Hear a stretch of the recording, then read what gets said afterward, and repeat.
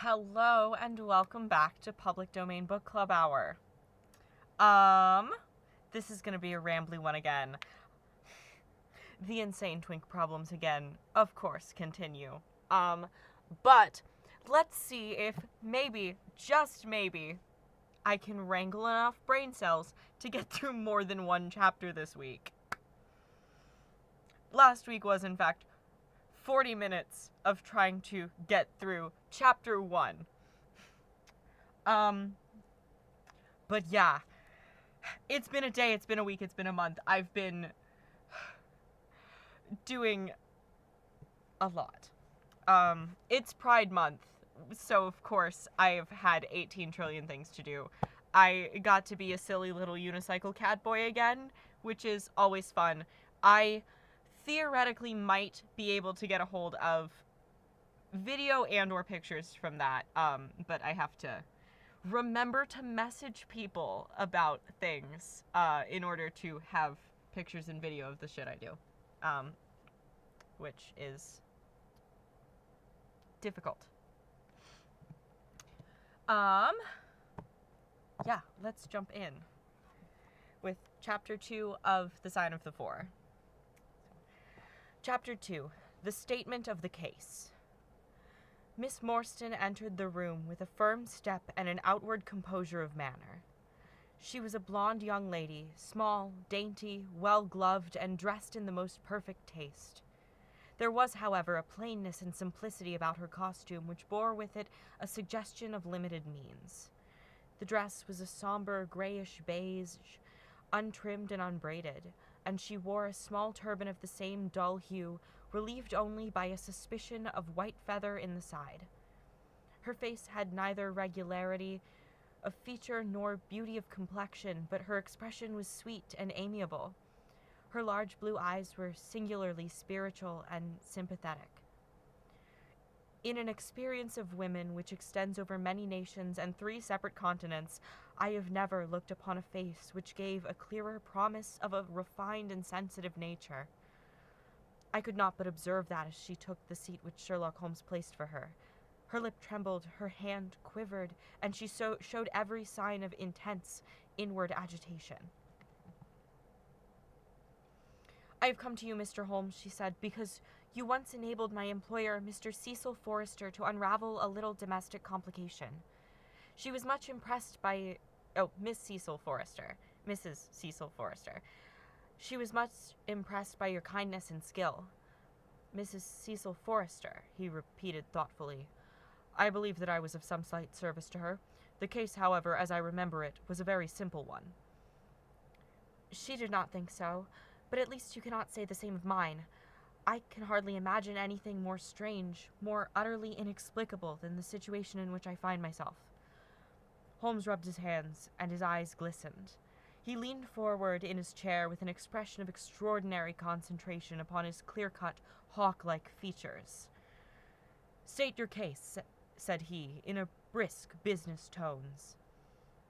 I felt that my position was an embarrassing one. "You will, I am sure, excuse me," I said, rising from my chair. To my surprise, the young lady held up her gloved hand to detain me. "If your friend," she said, "would be good enough to stop, he might be of inestimable service to me." I relapsed into my chair. "Briefly," she continued, "the facts are these. My father was an officer in an Indian regiment who sent me home when I was quite a child. My mother was dead, and I had no relative in England. I was placed, however, in a comfortable boarding establishment in Edinburgh, and there I remained until I was 17 years of age. In the year 1878, my father, who was senior captain of his regiment, obtained 12 months' leave and came home. He telegraphed to me from London that he had arrived all safe and directed me to come down at once, giving the Langham Hotel his address. His message, as I remember, was full of kindness and love. On reaching London, I drove to the Langham and was informed that Captain Morstan was staying there, but that he had gone out the night before and had not yet returned. I waited all day without news of him. That night, on the advice of the manager of the hotel, I communicated with the police, and that next morning we advertised in all the papers. Our inquiries led to no result, and from that day to this, no word has ever been heard of my unfortunate father. He came home with his heart full of hope, to find some peace, some comfort, and instead, she put her hand to her throat and a choking sob cut short the sentence. "The date?" asked Holmes, opening his notebook. "He disappeared upon the 3rd of December, 1878, nearly 10 years ago.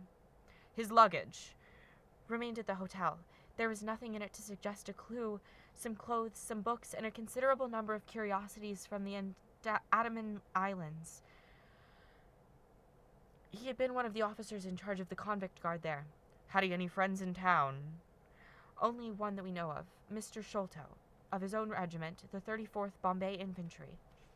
The major had retired some little time before and lived at Upper Norwood. We communicated with him, of course, but he did not even know that his brother officer was in England."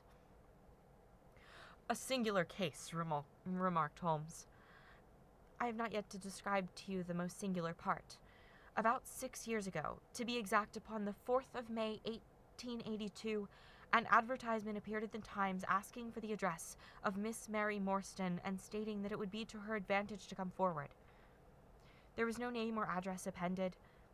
I had at that time just entered the family of Mrs. Cecil Forrester in the capacity of governess. By her advice, I published my address in the advertisement column.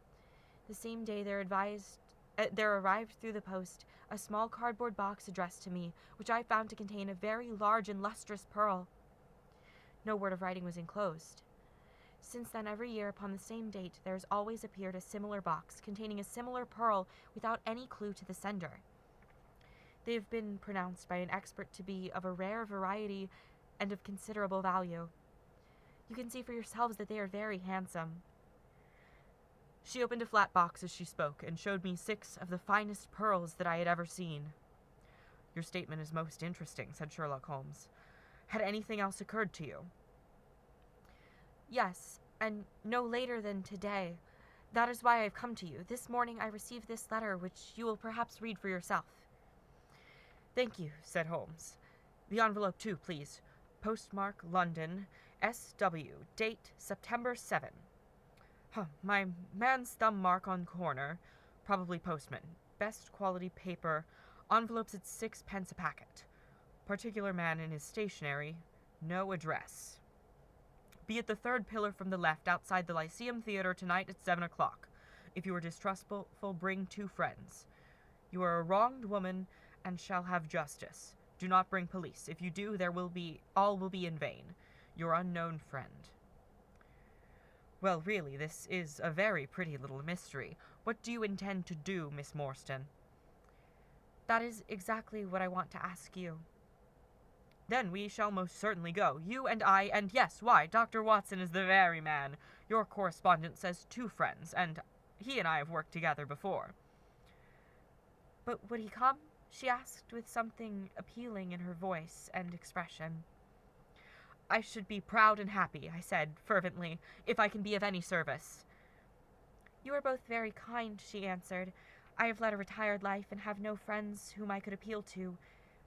If I am here at 6, it will do, I suppose." "You must not be later," said Holmes. "There is one other point, however. Is this handwriting the same as that upon the pearl box addresses?" "I have them here," she answered, producing a half-dozen pieces of paper. "You are certainly a model client. You have the correct intuition. Let us see now." He spread out the papers upon the table and gave little darting glances from one to the other. "They are disguised hands, except the letter," he said presently. "But there can be no question as to the authorship. See how the irrepressible Greek E will break out, and see the twirl of the final S. They are undoubtedly by the same person. I should not like to suggest false hopes, Miss Morstan, but is there any resemblance between this hand and that of your father?" "Nothing could be more unlike." "I expected to hear you say so. We shall look out for you, then, at 6. Pray allow me to keep the papers. I may look into the matter before then. It is only 3:30. Au revoir. I'm not good at the French. That's why I've done the one Les Mis stream, and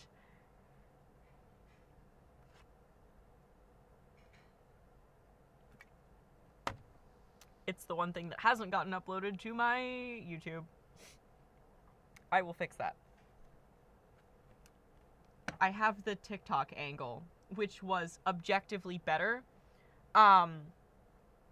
This is a diversion, and I'm going to focus today. We're going to focus today. Au revoir, said our visitor, and with a bright, kindly glance from one to the other of us, she replaced her pearl box in her bosom and hurried away. Standing at the window, I watched her walking briskly down the street until the gray turban and white feather were but a speck in the somber crowd. What a very attractive woman, I exclaimed, turning to my companion. He had lit his pipe again, and was leaning back with drooping eyelids. Is she? He said languidly. I did not observe. You really are an automaton, a calculating machine, I cried. There is something positively inhuman in you at times. He smiled gently. It is of the first importance, he said, not to allow your judgment to be biased by personal qualities.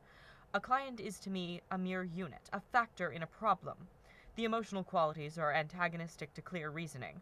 I assure you that the most winning woman I ever knew was hanged for poisoning 3 little children for their insurance money, and the most repellent man of my acquaintance is a philanthropist who has spent nearly $250,000 upon the London poor. In this case, however, I never make exceptions. An exception disproves the rule. Have you ever had occasion to study character in handwriting? What do you make of this fellow's scribble? It is legible and regular, I answered. A man of business habits and some force of character. Holmes shook his head. Look at his long letters, he said. They hardly rise above the common herd. That D might be an A, and that L an E. Men of character always differentiate their long letters, however illegibly they may write. There is a vacillation in his K's and self-esteem in his capitals. I am going out now. I have some few references to make. Let me recommend this book, one of the most remarkable ever penned. It is Winwood Reade's Martyrdom of Man. I shall be back in an hour. I sat in the window with the volume in my hand, but my thoughts were far from the daring speculations of the writer. My mind ran upon our late visitor. Her smiles, the deep, rich tones of her voice, the strange mystery which overhung her life. If she were 17 at the time of her father's disappearance, she must be 27 now. A sweet age, when youth has lost its self-consciousness and become a little sobered by experience. So I sat and mused until such dangerous thoughts came into my head that I hurried away to my desk and plunged furiously into the latest treatise upon pathology. What was I, an army surgeon with a weak leg and a weaker banking account, that I should dare to think of such things? She was a unit, a factor, nothing more. If my future were black, it was better surely to face it like a man than to attempt to brighten it by mere will-o'-the-wisps of the imagination. Water break, because my hubris in attempting a high, femme voice might strike me down.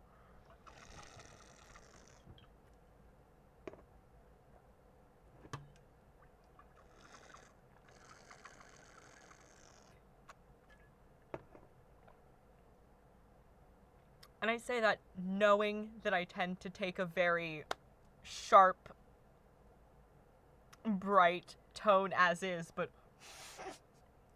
I flew too close to the sun with that one a little bit, not gonna lie.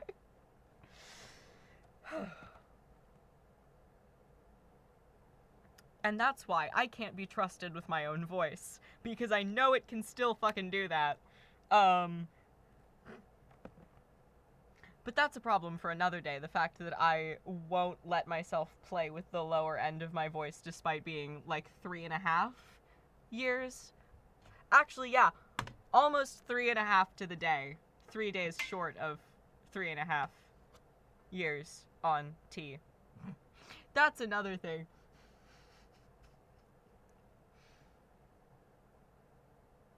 I have been thrown to the gauntlet by Planned Parenthood for my hormones this month, because I finally got my mess transferred because I moved and had to go get stuff transferred to a closer place because I don't want to go back to New Jersey. And I would have to go back to New Jersey if I wanted to not change doctors, and that is fucking irritating. Yeah, you would think 3 entire human days would be long enough for them to have sorted out filling my prescription, but no. And I don't know if you've heard of the capsule pharmacy thing that's supposed to be great, and it would be great if they were ever able to do the thing I need them to do, which I have tried so many times because it seems so convenient. It's just like, oh, your insurance will cover it and they will bring shit to your house so you don't have to go outside and go to the pharmacy 9 fucking times trying to get them to fill your medication. This is why I check the excessive profanity and or vulgarity box on Twitch, because I know I am going to say fuck 18,000 times in a row, and also because I don't want to target myself, like, I don't want my target audience to be children, just like, if you are too young to have been there when the ancient texts were written, you are too young for whatever bullshit I'm doing in old times. Hence the, profanity warning that I keep turned on Twitch. Which feels excessive for reading Sherlock Holmes, but look.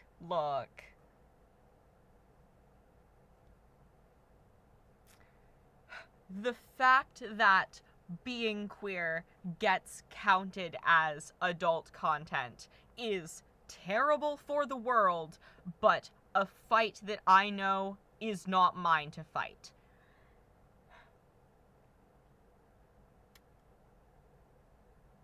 Because I know it is not a fight that I am equipped to win, so it's better that I simply brand myself as excessive profanity and or vulgarity, because I think I probably said fuck about 10 times in the past 2 minutes.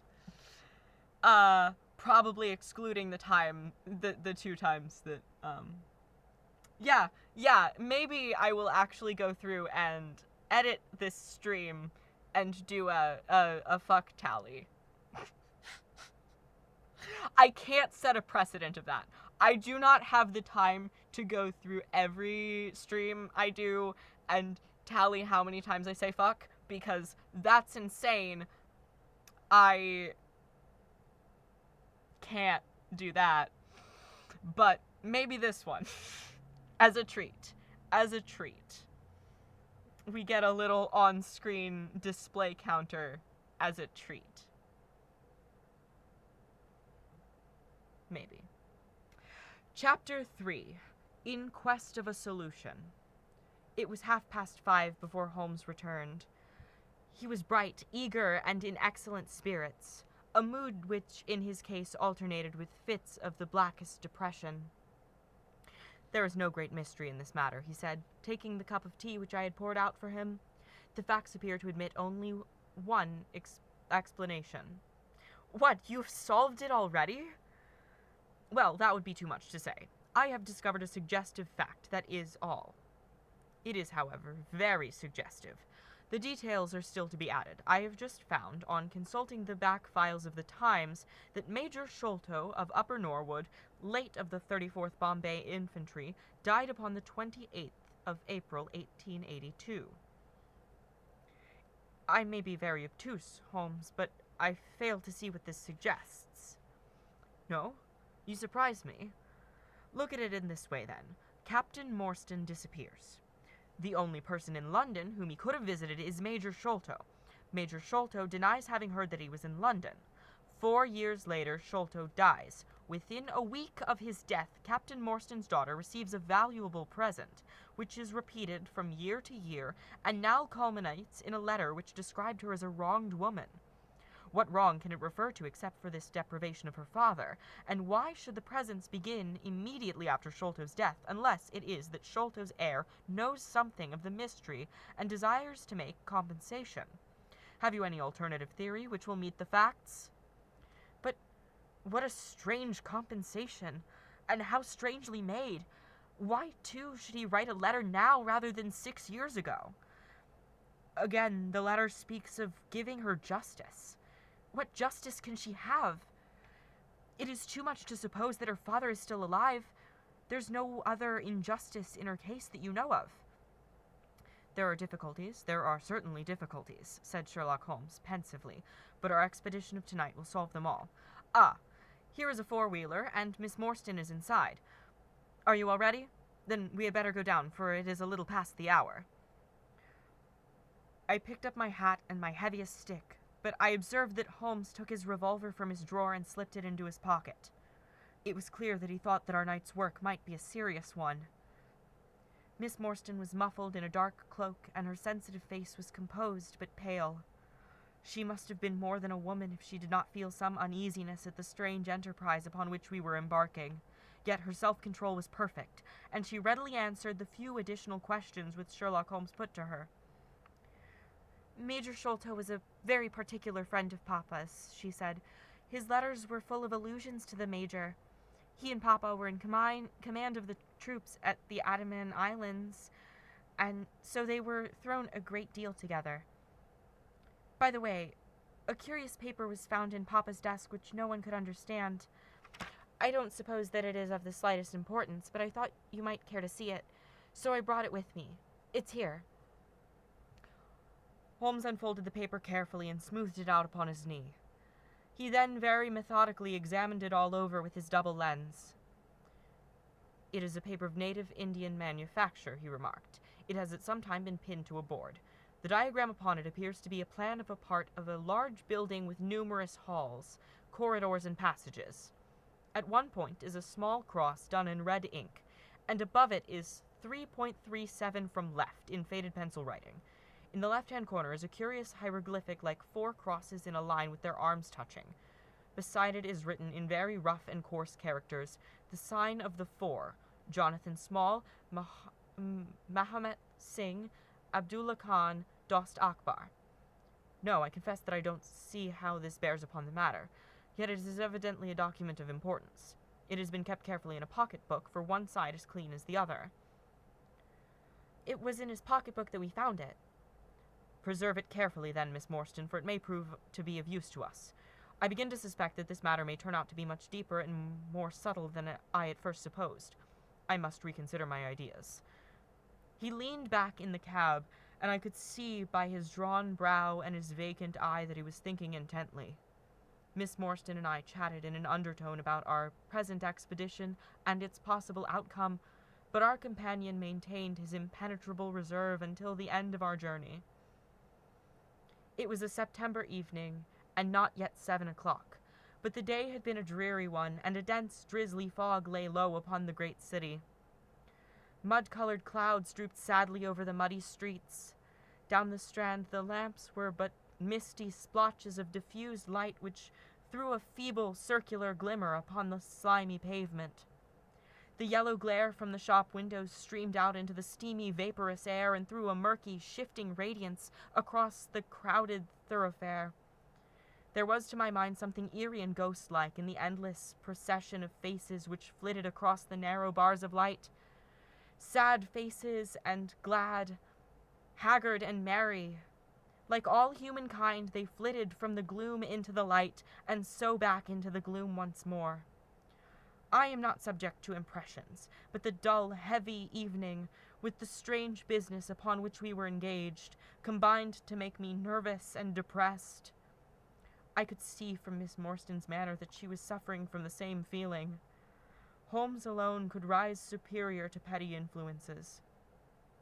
He held his open notebook upon his knee, and from time to time he jotted down figures and memoranda in the light of his pocket lantern. At the Lyceum Theatre the crowds were already thick at the side entrances. In front, a continuous stream of hansoms and four-wheelers were rattling up, discharging their cargoes of shirt-fronted men and beshawled, bediamonded women. We had hardly reached the third pillar, which was our rendezvous, before a small, dark, brisk man in the dress of a coachman accosted us. "Are you the parties who come with Miss Morstan?" he asked. "I am Miss Morstan, and these two gentlemen are my friends," said she. He bent a pair of wonderfully penetrating and questioning eyes upon us.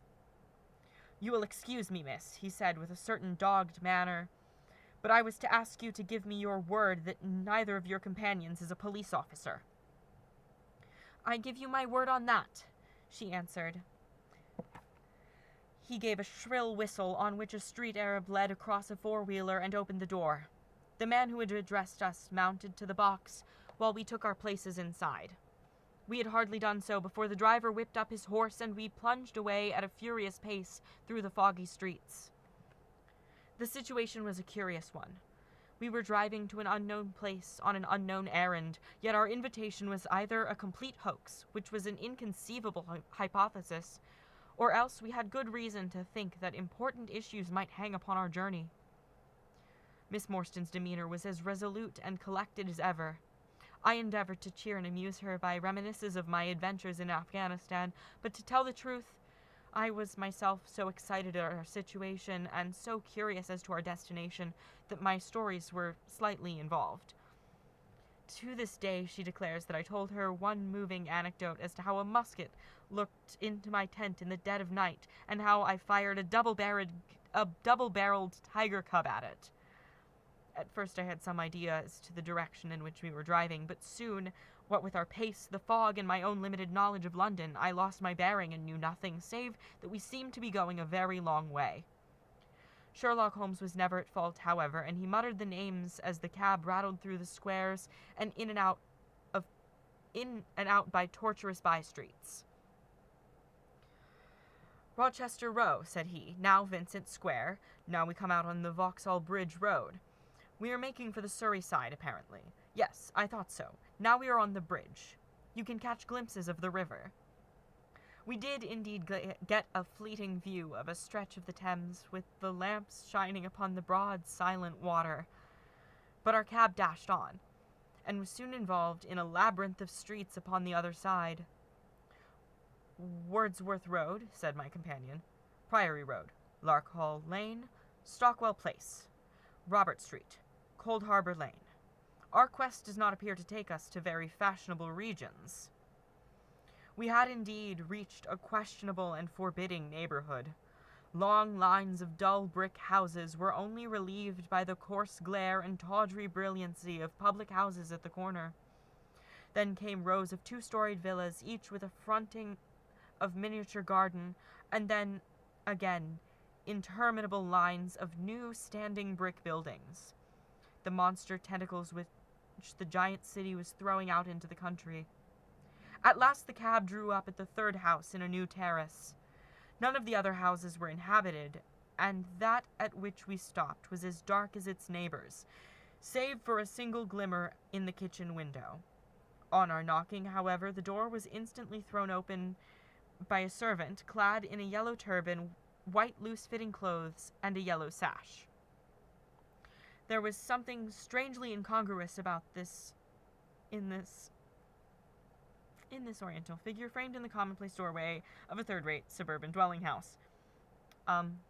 Again, a reminder. We know better now.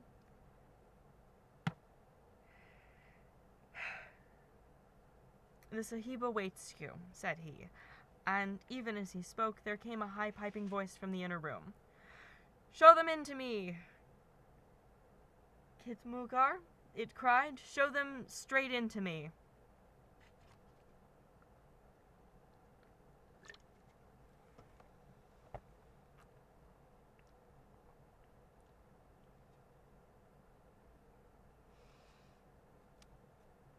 Yes. Not sponsored, but definitely brought to you by the concept of energy drinks of no particular branding.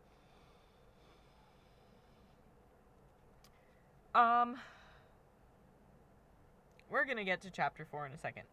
But I'm gonna breathe for a second.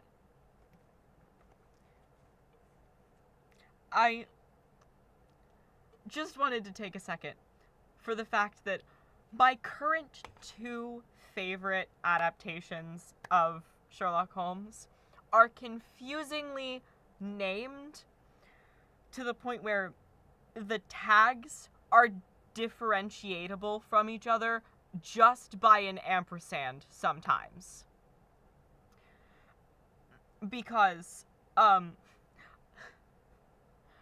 so, I have been, this whole series of Public Domain Book Club Hour was, caused by me finally getting around to listening to the Sherlock & Co. podcast, which is often abbreviated to SH and Co.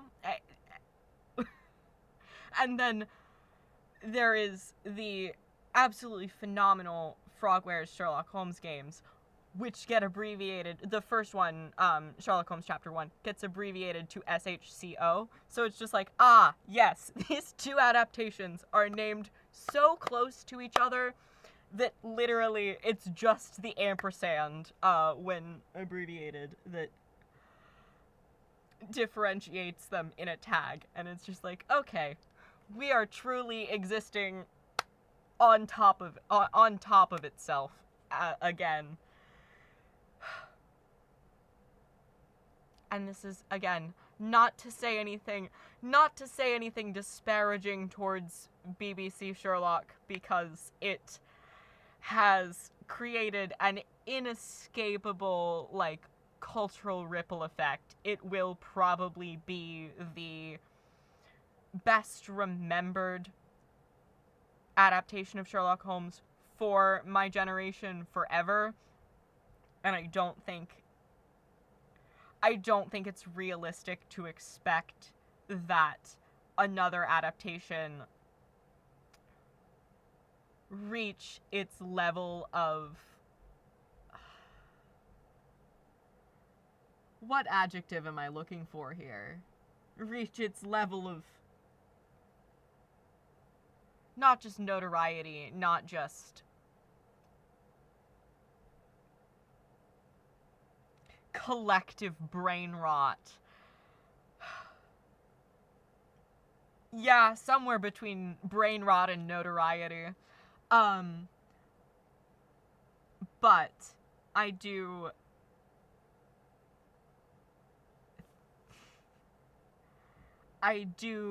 think that something doesn't have to be the best to be the most memorable in, cultural impact. In fact, I feel like probably most of the best things aren't necessarily the ones that make the most impact. I say, obviously, as a theater kid, where the example of musicals that get popular versus musicals that are underrated but technically better. Sorry, the Tonys just happened a couple weeks back, and I have musical theater on the brain. Not that I ever don't have musical theater on the brain, but, that's another thing where, there is a disparity in what maybe deserves attention and what gets it, but also I feel like there is something to be said of quality to inducing brain rot. There's a separate factor from good that is creating an insatiable fan base. Technical quality and ability to make people crazy don't necessarily have to be equivalent in a work. But I am always fascinated by the things that create a fan base and how that goes and why some things get cult classic status or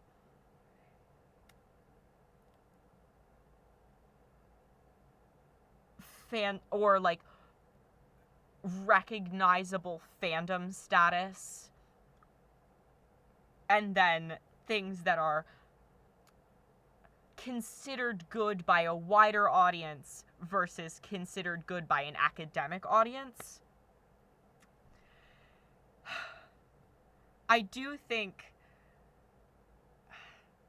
Okay, but Sherlock & Co. is adorable. It's adorable. It is very, very clearly written for the people that were obsessed with BBC Sherlock 10 years ago. And while that makes it not necessarily the best adaptation in terms of depth and analysis, it fills all of the holes that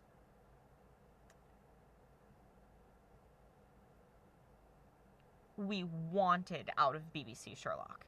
It goes into canonizing Sherlock as a neurodivergent person and really showing how that works, which I think is incredibly important because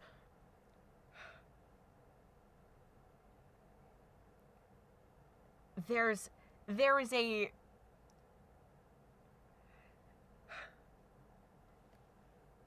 this is probably a, if I were still an academic of any kind, this would be an essay, but I'm not, and I maybe never will be again. I don't know. We'll see. Who fucking knows? I certainly don't. Everyone wants to be Sherlock Holmes weird, because if you're Sherlock Holmes weird, you survive. If you are, in fact, talented and qualified at something enough that people have to put up with your eccentricity, then you get to be okay in the world, when otherwise you would be not just ostracized, but thrown to the wolves. And showing more so than BBC Sherlock went hard on the, and he's a genius, and that's the core of his character, versus Sherlock & Co. really lets, like, canonizing Sherlock as a neurodivergent person in the text and showing the impact that has on the way he interacts with the world, not just as a, yes, autism with talents, but also letting it be a disability while still being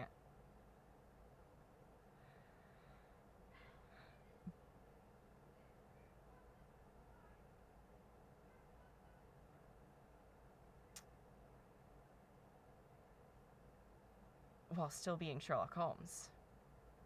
Because that's something that is very clear to the text, and I think a huge part of why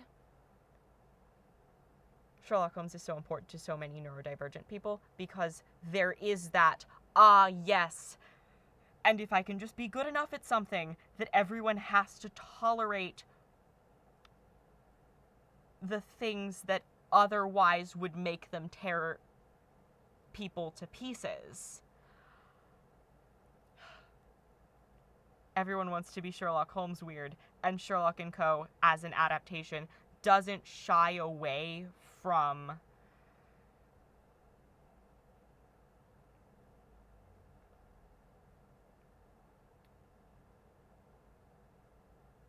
the realities of that. There's more to that I don't have fully solidified off the cuff. I just absolutely went on a ramble there.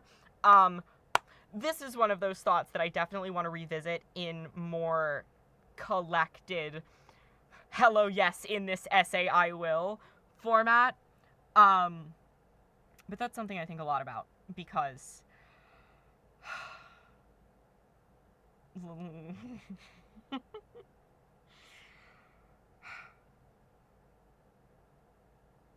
because there's a lot to it, and it has... Yeah. There are more thoughts there that I don't have all the pieces on.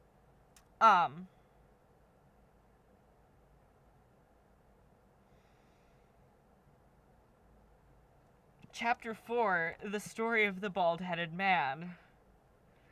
We followed the Indian down a sordid and common passage, ill-lit and worse furnished, until he came to a door upon the right, which he threw open.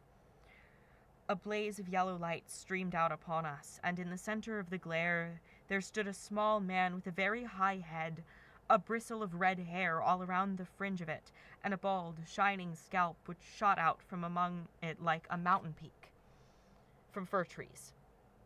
He writhed his hands together as he stood, and his features were in a perpetual jerk, now smiling, now scowling, but never for an instant in repose. Nature had given him a pendulous lip and a too visible line of yellow and irregular teeth, which he strove feebly to conceal by constantly passing his hand over the lower part of his face. In spite of his obtrusive baldness, he gave the impression of youth. In point of fact, he had just turned his 30th year. "Your servant, Miss Morstan," he kept repeating in a thin, high voice. "Your servant, gentlemen. Pray step into my little sanctum. A small place, miss, but furnished to my own liking. An oasis of art in the howling desert of South London." We were all astonished by the appearance of the apartment into which he invited us. In that sorry house, it looked as out of place as a diamond of the first water in a setting of brass. The richest and glossiest of curtains and tapestries draped the walls, looped back here and there to expose some richly mounted painting or oriental vase. The carpet was of amber and black, so soft and so thick that the foot sank pleasantly into it, as into a bed of moss. 2 great tiger skins throwed athwart as it increased the suggestion of Eastern luxury, as did a huge hookah which stood upon a mat in the corner. A lamp in the fashion of a silver dove was hung from an almost invisible golden wire in the center of the room. As it burned, it filled the air with a subtle and aromatic. I'm so used to misspelling aromantic and it auto-correcting itself to aromatic that my brain just wants everything to be auto-corrected in reverse. "Mr. Thaddeus Sholto," said the little man, still jerking and smiling. "That is my name. You are Miss Morstan, of course, and these gentlemen..." "This is Mr.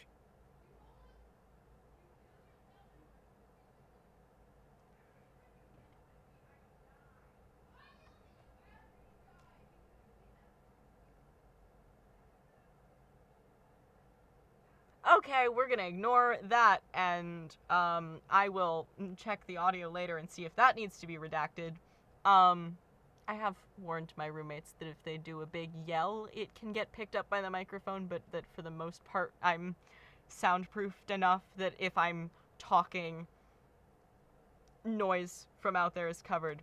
Let me just jot down a timestamp to check that later and make sure that,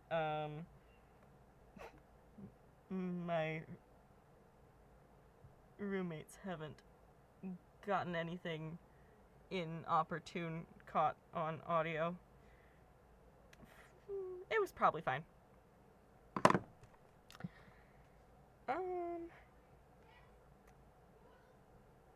This is Mr. Sherlock Holmes, and this is Dr. Watson.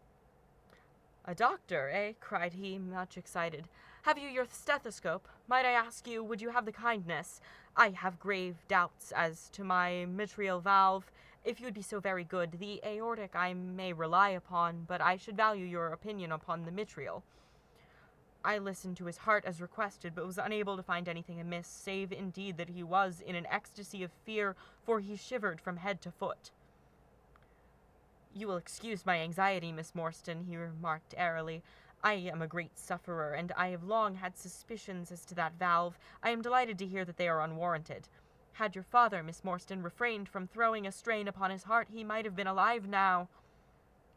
I could have struck that man across the face, so hot was I at this callous and offhand reference to so delicate a matter.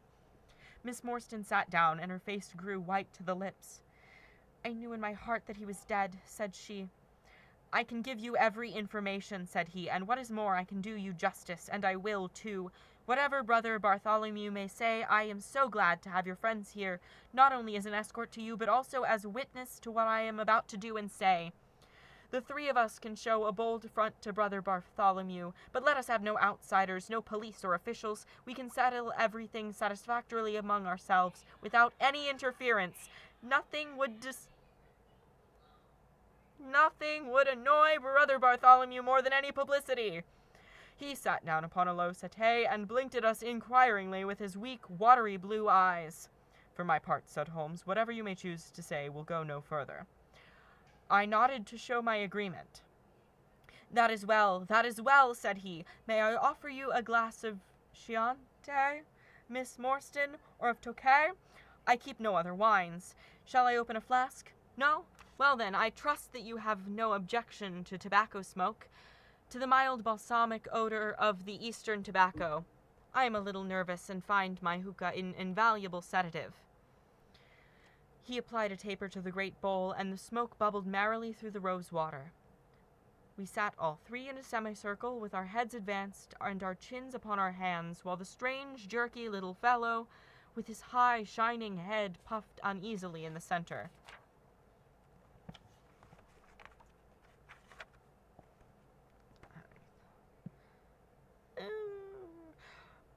When I first determined to make this communication to you, said he, I might have given you my address, but I feared that you might disregard my request and bring unpleasant people with you. I took the liberty, therefore, of making an appointment in such a way that my man Williams might be able to see you first. I have complete confidence at his discretion, and he had orders, if he were dissatisfied, to proceed no further in...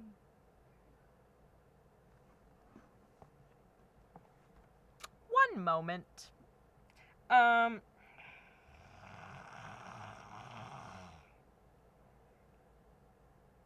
Sorry, I have to send a text. I'm doing a thing that I was almost gonna quit.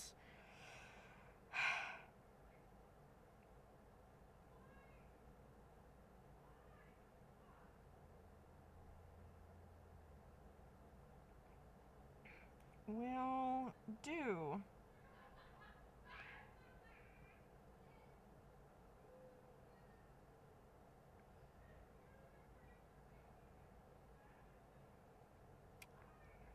For that.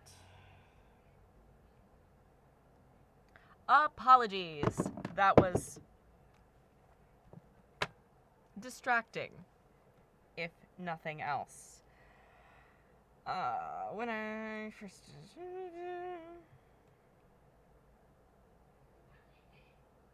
You will excuse these precautions, but I am a man of somewhat retiring, and I might even say refined tastes, and there is nothing more unaesthetic than a policeman. I have a natural shrinking from all forms of rough materialism. I seldom come in contact with the rough crowd. I live, as you see, with some little atmosphere of elegance around me. I may call myself a patron of the arts. It is my weakness. The landscape is a genuine Corot, and though a connoisseur might perhaps throw a doubt upon that Salvator Rosa, there cannot be the least question about the bourgeoisie. Yep, I am partial to the modern French school. You will excuse me, Mr. Sholto, said Miss Morstan, but I am here at your request to learn something which you desire to tell me. It is very late, and I should desire the interview to be as short as possible. At the best it must take some time, he answered, for we shall certainly have to go to Norwood and see Brother Bartholomew. We shall all go and try if we can get the better of Brother Bartholomew. He is very angry with me for taking the course which has seemed right to me. I had quite high words with him last night. You cannot imagine what a terrible fellow he is when he is angry. If we are to go to Norwood, it would perhaps be as well to start at once, I ventured to remark. He laughed until his ears were quite red. That would hardly do, he cried.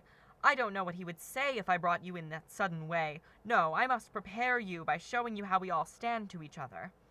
In the first place, I must tell you that there are several points in the story of which I am myself ignorant.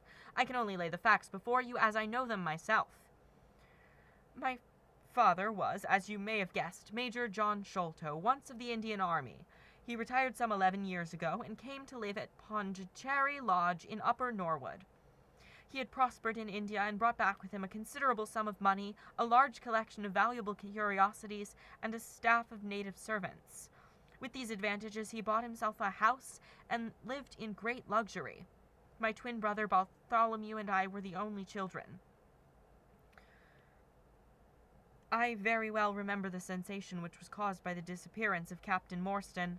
We read the details in the papers, and knowing that he had been a friend of our father's, we discussed the case freely in his presence. He used to join in our speculations as to what could have happened. Never for an instant did we suspect that he had the whole secret hidden in his own breast, that of all men he alone knew the fate of Arthur Morstan.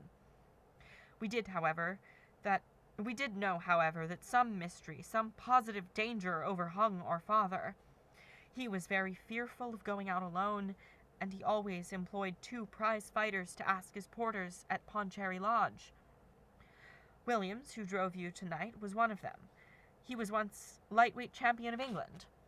Our father would never tell us what it was he feared, but he had a most marked aversion to men with wooden legs. On one occasion he actually fired his revolver at a wooden-legged man who proved to be a harmless tradesman canvassing for orders. We had to pay a large sum to hush the matter up. My brother and I used to think this is a mere whim of my father's, but events have since led us to change our opinion. Early in 1882, my father received a letter from India which was a great shock to him. He nearly fainted at the breakfast table when he opened it, and from that day he sickened to his death. What was in the letter we could never discover, but I could see as he held it that it was short and written in scrawling hand. He had suffered for years from an enlarged spleen, but he now became rapidly worse, and towards the end of April we were informed that he was beyond all hope, and that he wished to make a last communication to us. When we entered his room, he was propped up with pillows and breathing heavily. He besought us to lock the door and to come upon either side of the bed.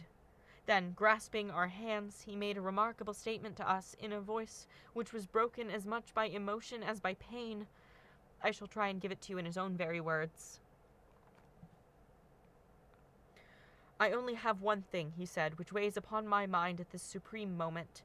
It is my treatment of poor Morstan's orphan. The cursed greed which has been my besetting sin through life has withheld from her the treasure, half at least of which should have been hers, and yet I have made no use of it myself, so blind and foolish a thing as avarice. The mere feeling of possession has been so dear to me that I could not bear to share it with another. See that chaplet dipped with pearls beside the quinine bottle? Even that I could not bear to part with, although I had got it out of the design of sending it to her. You, my sons, will give her a fair share of the Agra treasure, but send her nothing, not even the chaplet, until I am gone. After all, men have been as bad as this and have recovered. I will tell you how Morstan died, he continued. He had suffered for years from a weak heart, but he concealed it from everyone. I alone knew it. When in India, he and I, though a remarkable chain of circumstances, came into possession of a considerable treasure. I brought it over to England, and on the night of Morstan's arrival he came straight over to claim his share. He walked over from the station and was admitted by the faithful Lal Chowdar, who is now dead.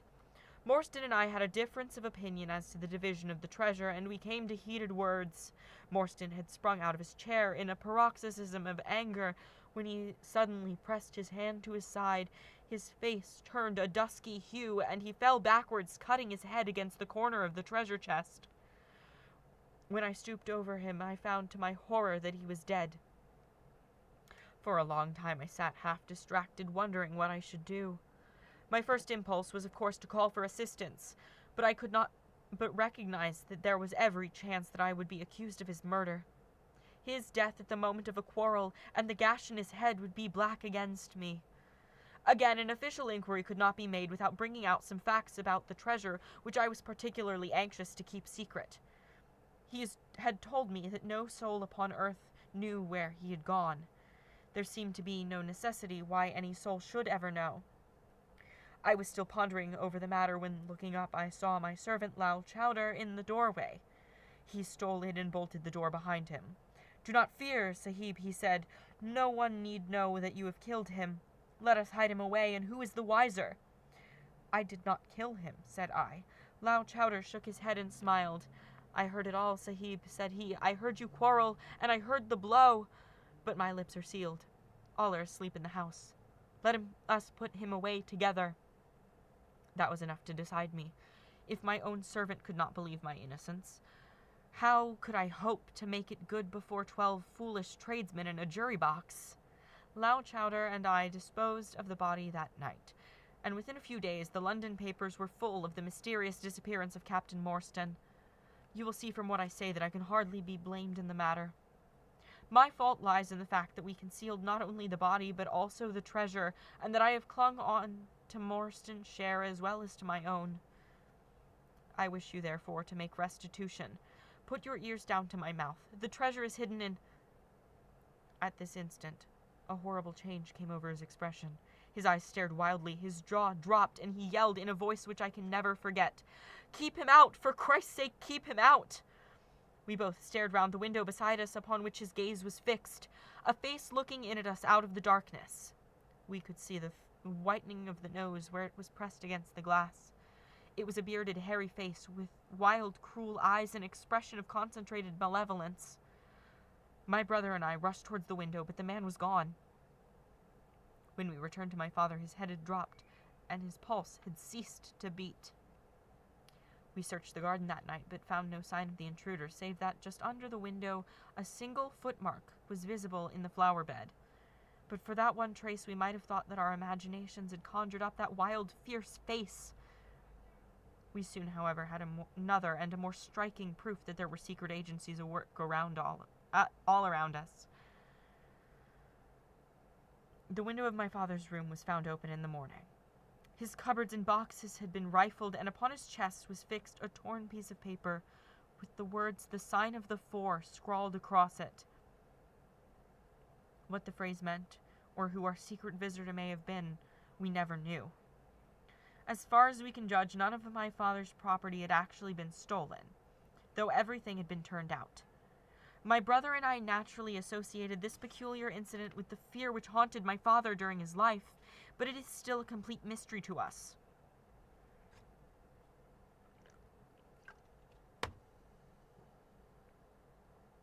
The little man stopped to relight his hookah and puffed thoughtfully for a few moments.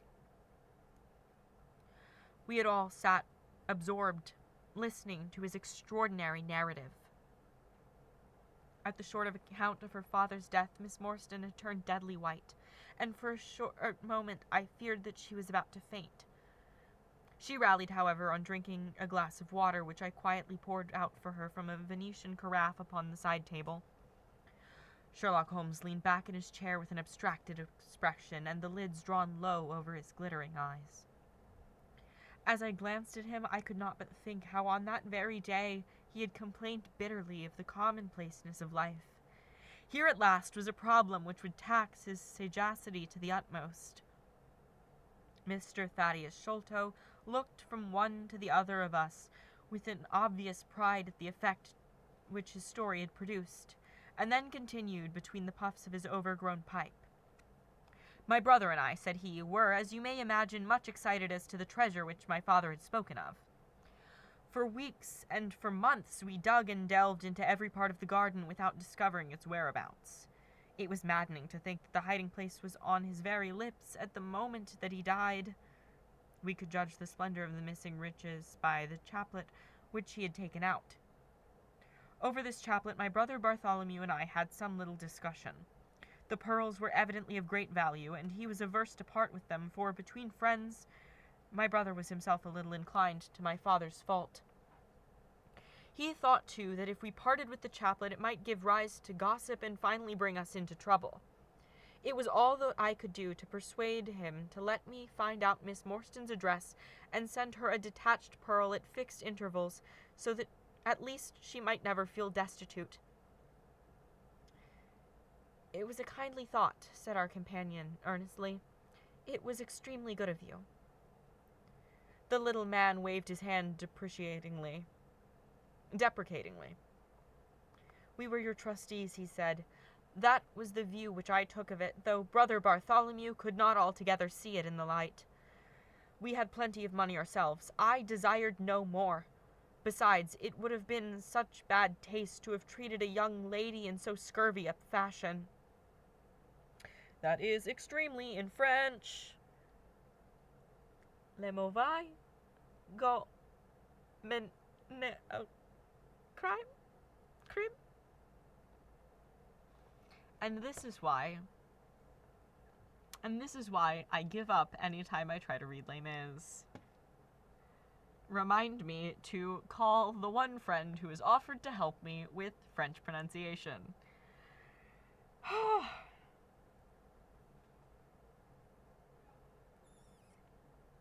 After the French. The French have a very neat way of putting these things. Our differences of opinion on this subject went so far that I thought it best to set up rooms for myself.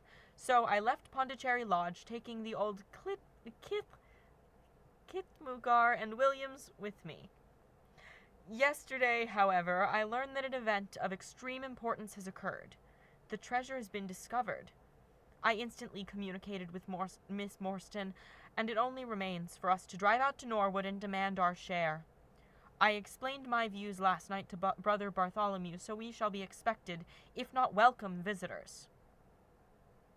Mr. Thaddeus Sholto ceased, and sat twitching on his luxurious settee. We all remained silent, with our thoughts upon the new development which the mysterious business had taken. Holmes was the first to spring to his feet. "You have done well, sir, from first to last," said he. "It is possible that we may be able to make you some small return by throwing some light upon that which still is dark to you. But, as Miss Morstan remarked just now, it is late, and we had best put the matter through without delay." Our new acquaintance very deliberately coiled up the tube of his hookah and produced from behind a curtain a very long, befrogged topcoat with astrakhan collar and cuffs. This he buttoned tightly up in spite of the extreme closeness of the night, and finished his attire by putting on a rabbit-skin cap with hanging lappets which covered the ears, so that no part of him was visible save his mobile and peaky face. "My health is somewhat fragile," he remarked, as he led his way down the passage. "I am compelled to be a valetudinarian."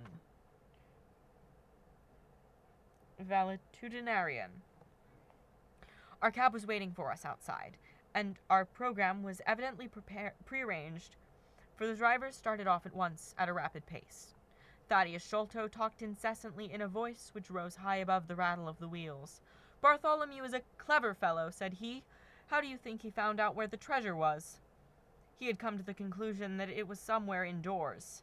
So he worked out all the cubic space of the house and made measurements everywhere, so that not 1 inch should be unaccounted for.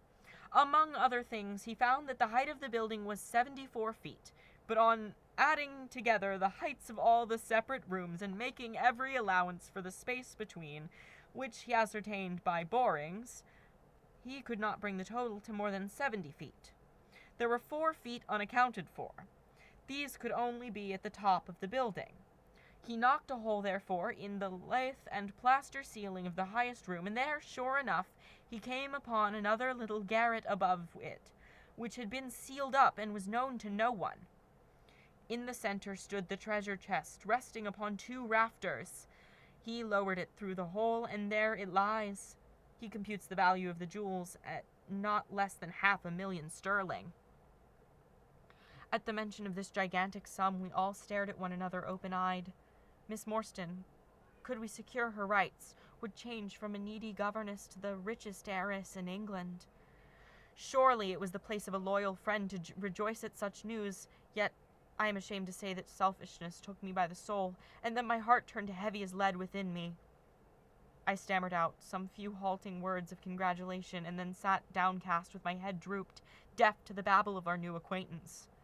He was clearly a confirmed hypochondriac, and I was dreamily conscious that he was pouring forth interminable trains of symptoms and imploring information as to the composition and action of innumerable quack nostrums, some of which he bore about in a leather case in his pocket.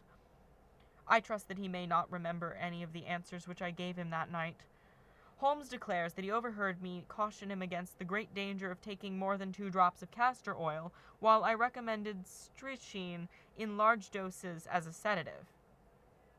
However that may be, I was certainly relieved when our cab pulled up with a jerk and the coachman sprang down to open the door. "This, Miss Morstan, is Pondicherry Lodge," said Mr. Thaddeus Sholto as he handed her out. And that brings us to the end of chapter 4, and where we are going to conclude Public Domain Book Club Hour for this evening. Good night, and see you next week.